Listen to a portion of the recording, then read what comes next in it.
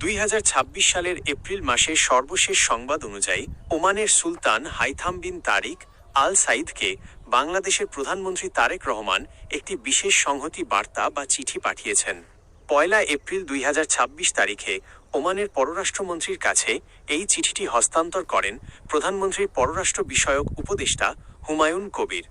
চিঠির মূল বিষয়বস্তু এবং আলোচনার প্রধান দিকগুলো নিচে তুলে ধরা হলো। সংহতি প্রকাশ ও সমবেদনা।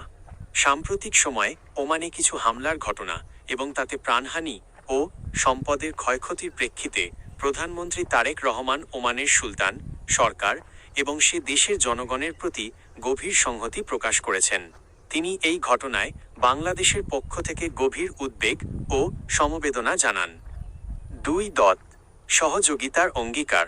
চিঠিতে উল্লেখ করা হয়েছে যে বর্তমান আঞ্চলিক পরিস্থিতিতে যে কোনো প্রয়োজনে বাংলাদেশ ওমান সরকারের পাশে থাকতে এবং প্রয়োজনীয় সহায়তা দিতে প্রস্তুত রয়েছে।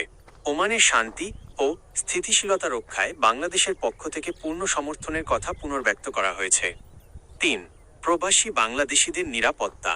ওমানে বসবাসরত বিপুল সংখ্যক বাংলাদেশি প্রবাসীর নিরাপত্তা ও কল্যাণে ওমান সরকার যে পদক্ষেপগুলো নিয়েছে তার জন্য প্রধানমন্ত্রী সুলতানের প্রতি কৃতজ্ঞতা প্রকাশ করেন।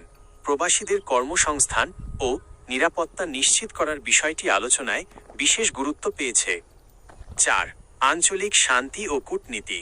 পররাষ্ট্র উপদেষ্টা ওমানের পররাষ্ট্রমন্ত্রীর সাথে বৈঠকে ওমানের গঠনমূলক ভূমিকার প্রশংসা করেন।